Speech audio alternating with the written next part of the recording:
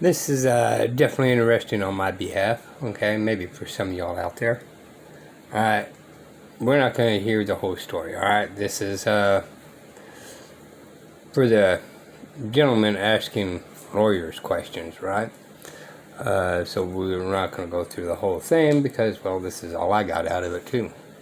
But there's one thing that's kind of very important, and at the very end is really important. But I'm not an attorney, nor claim to be an attorney. This is just a learning video. And I just never look straight forward. I always look around me.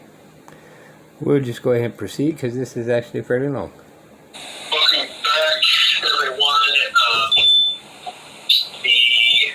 We left off with Ms. Wyman offering testimony regarding her attorney's fees. A reminder of the time remaining to both sides.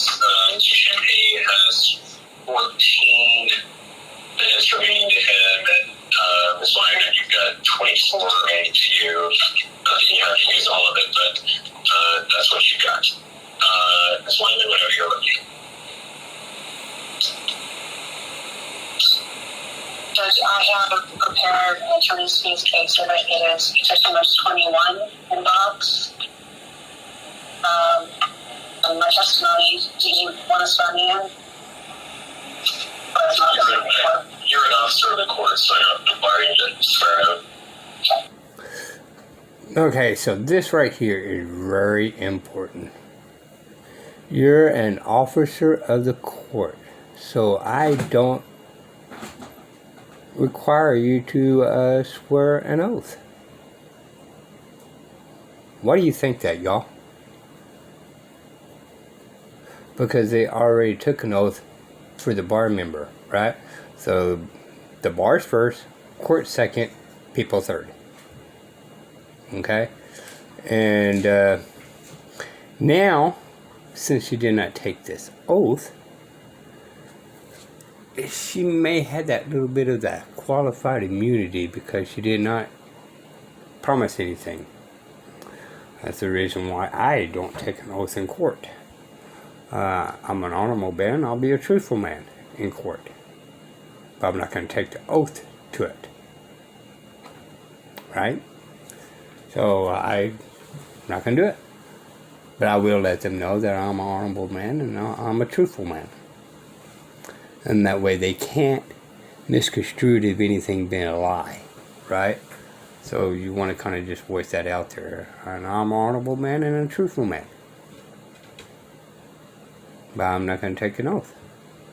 And if you guys want to just double clear it, Matthew 5 says any oath you take, you give up rights. Short version, y'all. Alright.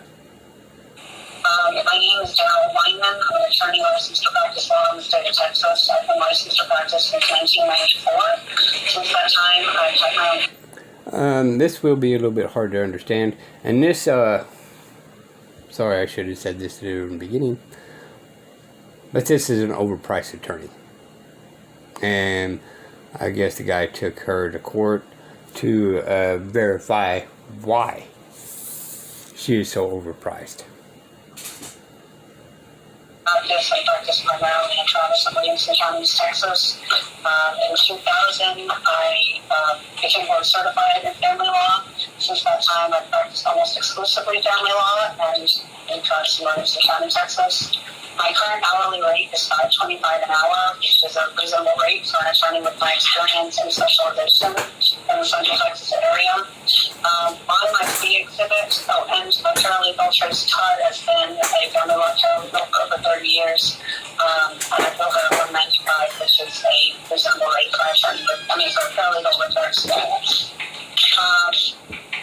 My fee exhibit is only through Monday, the 12th. We had since billed in preparation for this hearing just yesterday another $1,977. And for the hearing today, which is only at my rate, anybody else's rate. For 3 hours today, be an additional $15.75. So in total, by the time we finish today's hearing, the total fees will be $8,916, and assuming another 2 hours of paralegal time and half an hour of my time to get the final order drafted, or the order from this hearing drafted, would be another $650, $250, and so the final total of attorney's fees bill would be $9,568.50, which I believe is reasonable and was necessary, given the issues involved in this hearing. I would offer petitioners 21 and then cast myself as witness. Any objection to the admissibility of petitioner's exhibit 21? I'm going to object again that this was not received until yesterday evening. It is late. I overrule your objection and petitioner's exhibit 21 being cross, Mr. Shield. Yes, I would like to cross-examine the witness. You may note that the scope of the relevant testimony here is reasonableness to necessity of speech. That's fine. First question. Do I have a contract with you, Daryl Weinman? No, you do. Do you have a sliding fee schedule for clients? I don't personally have a sliding fee schedule, but I have associate attorneys in my office who I feel at a lower rate. Okay. Have you ever handled a modification under Texas Family Code 156 before? Yes. Do you have templates and experience with this? I use templates that I get from West, and yes, I have a lot of experience. Okay. Are you familiar with the Texas Rules of Disciplinary Conduct that govern attorney's fees, specifically 1.04? Yes. What factors did you use in considering the reasonableness of your fees? So the fees, actually, every year, about every other year, the TCFLA, which is the Travis County Family Law Advocates, it's a group of board-certified family law attorneys, to conduct a study, send out a request for what everyone's rate is in the Travis County area. We also know what our current rates are. Now, I want you guys to recognize how smooth and direct to the point he is on everything. All right. Our associates out with the legal fact, so that we can look and see that everybody is within the same market range based on experience and specialization. So I've monitored my fees, and as they've gone up over the years, with that. And have you submitted this cost survey as evidence? No. And are any of those attorneys here to testify on their fees? No. Okay. Please identify each task you had to perform that you were seeking fees for. So all of those tasks are outlined in Petitioners 21. There's which you have access to. I uploaded it to Box. I emailed it to you. But all of my billing statements are attached to the cover page, which is just a summary. And so every billing statement outlines everything that went into those hours. Okay, and do you have evidence that the task as billed was done in the time increments as shown? Do I have evidence? The evidence is my sworn testimony that each of those time periods as A sworn testimony, but however, did she take an oath? were billed were noted at the time that the task was performed. So you have no keystroke logs or video recordings of you doing these tasks? No. Okay. So we have to rely on your testimony that you did these as you said? Yes. Okay. For each task you've completed, list the factors you considered in determining the reasonableness of the fee.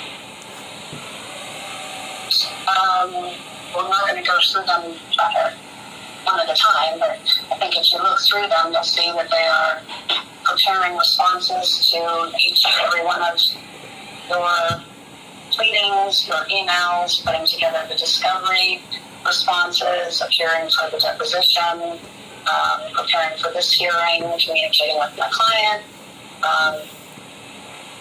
There's everything on there was reasonable and necessary. Okay, did you use a template for these pleadings?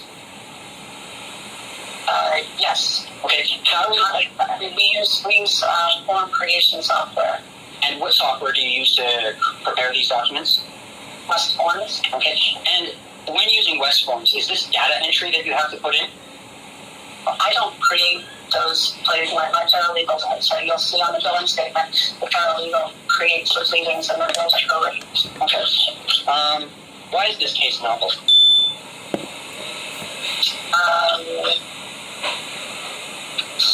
The issues, and every general case is novel because every fact situation is different. In this particular case, dealing with the number of pleadings that you have filed and the legal arguments that you've made, which are unusual, I've had to address each of those. I certainly don't have any templates to address your arguments. How did you determine the novelty of this case versus other cases? I think I just explained that. I don't have other lawyers or their friends filing pleadings like yours and making arguments like yours, and so they're unusual and novel. Okay. The methodology that you stated earlier, is this methodology duplicatable? No, I mean, you can't duplicate my brain, so no. So your methodology is not duplicatable, correct? The exact methodology, no. Okay. When was your cost survey completed? Well, I didn't do the cost survey. I don't recall when the last one was. They're usually every summer. Okay. The cost survey you used to set your fees, what year is that from? I just monitor it every year. I haven't changed my rate in over a year, so. Okay. How did you calculate the effect of your reputation as on performing your services?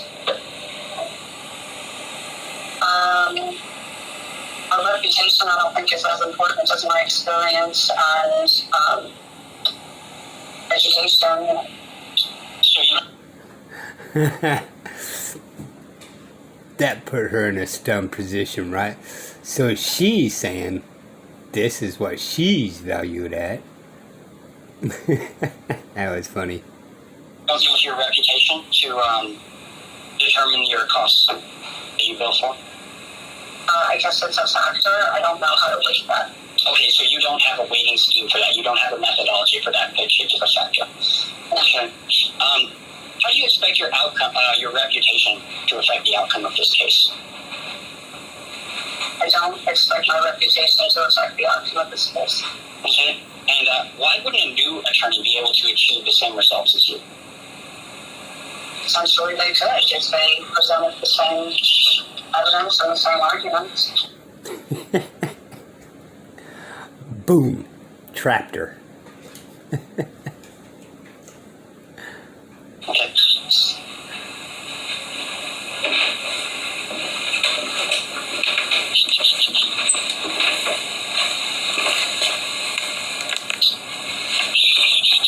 I'd like to introduce Exhibit C. May I share my screen?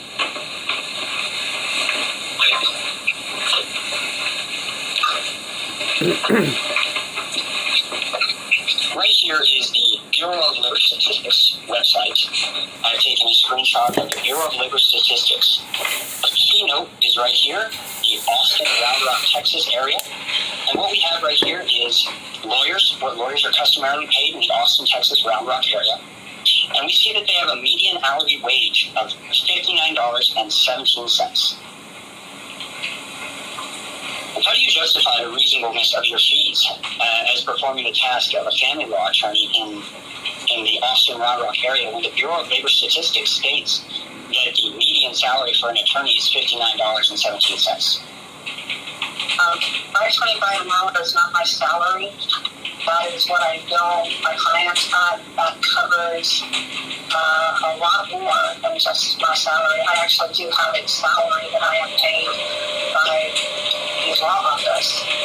The office just bills me at $5.25 an hour, and that takes into account a lot of other factors other than my salary. Can you list me those factors? I can give you some of them. Let's see, the rent, payroll for my other staff members, the cost of my computers, copiers, the monthly cost for hosting my website, my monthly cost for less law, less forms, insurance, continuing legal education. Those are the biggest factors. Okay, and how much do each of those cost? So I just object to relevancy. It's the same.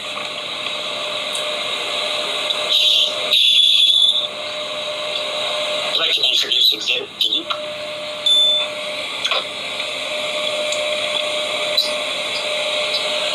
Exhibit D. This here is a similar document to what I just produced. This is the Bureau of Labor Statistics website for paralegals. Right here, we note that this is in the Austin, Round Rock, Texas area, and we note that they have a median hourly wage of $27.74. Daryl Weinman, how do you justify the reasonableness of the fees your paralegal has billed when the Bureau of Labor Statistics lists the median salary of paralegals in the Austin, Round Rock area at $27.74 per hour? Again, her hourly rate is not her salary. I don't pay her $195 an hour for salary. The salary is one factor in where her hourly rate comes from. The hourly rate takes into account a lot of the overhead costs for running a law practice. Okay, You have 5 minutes remaining to petition hearing. for cost, excuse me, Judge Howard, or overall? 5 minutes. You have 5 minutes remaining to Total or for cost? Okay, let me finish this out. Real quick, I just want to ask, Daryl Weinman, are you aware that there's a bias in Texas against men? I don't agree with that statement. Okay, I would like to present my next exhibit, Exhibit G. May I share my screen? Okay, we have here what the Office of the Attorney General has presented. It is the Handbook for Non-Custodial Parents. If we go to page 3, we read right here, many people think only fathers can be non-custodial parents, but this is not the case. In Texas, about 10% of non-custodial parents are mothers. Some of the information in this guide is directed towards fathers, but most of the information can apply to either mom or dad as the non-custodial parent. Are you now aware of this bias in Texas courts? I disagree that's biased, but I do also object, Judge, that this is not only hearsay, but outside the scope of the attorney's fees. All right.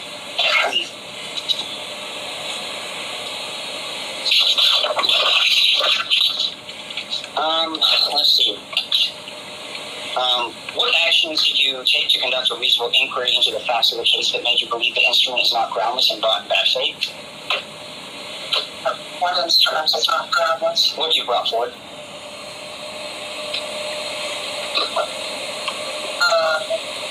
I met with my client, I reviewed her evidence, I reviewed the court file, and believed it's a valid cause of action. Okay, I pass the witness. Okay, so at the very end of this, what she just said made it everything hearsay. That's all it is. She does not have any facts. Does she have first-hand knowledge of the fact? No, she don't. So she got her research from paperwork, their previous cases, what they can't be wrong and all that kind of stuff? No, of course they could be wrong.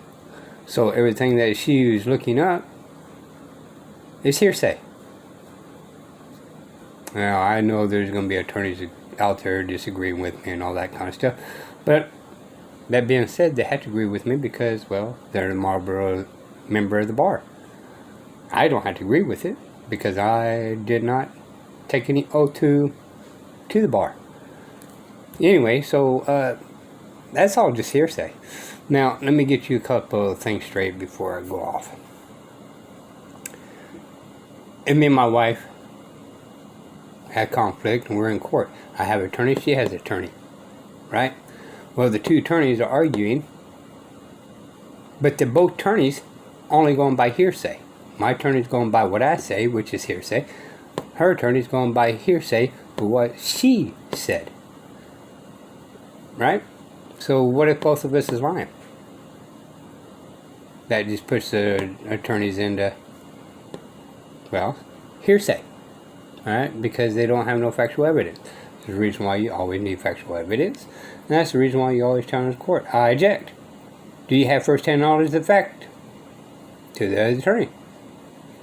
That's the reason why you don't get attorneys, so you can object and ask them if you have first-hand knowledge of the fact. Well, who's this man or woman that made these claims against I? Well, my client. Okay. Well, can that woman step forward?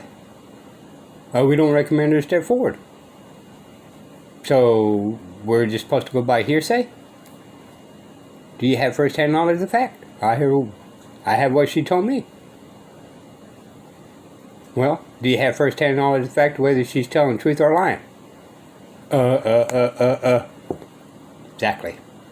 Alright, this is Diesel for We the People News. Bye, y'all.